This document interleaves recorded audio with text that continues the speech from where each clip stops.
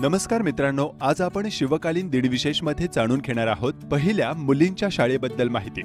भिडेवाडा महात्मा ज्योतिराव फुले आणि त्यांच्या पत्नी सावित्रीबाई फुले या दाम्पत्याने 1 जानेवारी 1848 रोजी तात्याराव भिडे यांच्या मालकीच्या असलेल्या भिडेवाड्यात देशातील पहिली मुलींची शाळा चालू केली। 13 वर्षांचे असलेले ज्योतिराव फुले यांनी 9 वर्षांच्या सावित्रीबाई बरोबर विवाह केला। सावित्रीबाई तेव्हा अशिक्षित होत्या, कारण पूर्वी जातीपातीमुळे खालच्या जातीच्या लोकांना विशेषतः महिलांना शिक्षणापासून वंचित ठेवले जायचे। पण ज्योतिराव फुले हे सामाजिक जाण असलेले समाज सुधारक होते। त्यांनी आपली पत्नी सावित्रीबाईंना घरातच प्राथमिक शिक्षण देऊन शिक्षित केले। सावित्रीबाईंना लिहिता वाचता येत होते, तेव्हा ज्योतिरावांनी समाजातील इतर मुलींना आणि स्त्रियांना शिकवण्याचं धाडस केलं। त्यातूनच या भिडेवाड्यातील पहिल्या शाळेची सुरुवात झाली आणि त्याची जबाबदारी त्यांनी सावित्रीबाईंवर सोपवली। या कामासाठी घरातून आणि समाजातून देखील विरोध झाला, पण त्याला न जुमानता या फुले दाम्पत्याने पुढे जाण्याचे ठरवले।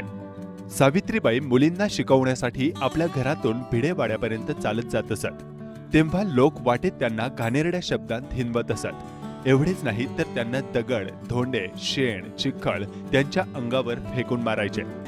सावित्रीबाई हे सगळं सहन करत होत्या, कारण त्यांना आपल्या पतीचे समाजातील स्त्रिया शिक्षित करण्याचे स्वप्न साकार करायचे होते। घरून येताना सोबत सावित्रीबाई पिशवीमध्ये एक दुसरी साडी घेऊन जात असत आणि शाळेत गेल्यानंतर लोकांनी अंगावर घाण फेकून खराब केलेली साडी बदलून सोबत आणलेली साडी नेसत आणि आनंदाने त्या मुलींना शिकवण्याचं काम करायच्या। ज्योतिबा फुले आणि सावित्रीबाई यांच्या या कामासाठी घरातून देखील विरोध झाला। त्याचा परिणाम म्हणजे दोघांनाही घरातून बाहेर जावं लागलं। तेव्हा फातिमा शेख यांनी ज्योतिबा आणि सावित्रीबाईंना आपल्या घरात राहण्यास परवानगी दिली। फातिमा शेख या सावित्रीबाईंकडून शिक्षण घेऊन पुढे त्यांना शिकवणीमध्ये मदत करू लागल्या आणि मग याच फातिमा पहिल्या मुस्लिम शिक्षिका झाल्या। ज्योतिराव फुले आणि सावित्रीबाईंनी एवढे कष्ट उपसून मुलींना शिकवलं, परिणामी दगडधोंड्यांचा माराही सहन केला। त्यामुळे आज मुली शिकून सुशिक्षित झाल्या आणि देशातील सर्वोच्च पदावर विराजमान होऊ शकल्या। तर ही होती भिडेवाडा पहिल्या मुलींच्या शाळेबद्दल माहिती। ही माहिती आपल्याला कशी वाटली आम्हाला कमेंट करून नक्की सांगा। तर पुन्हा भेटूयात नवीन भागात एक नवीन माहिती घेऊन।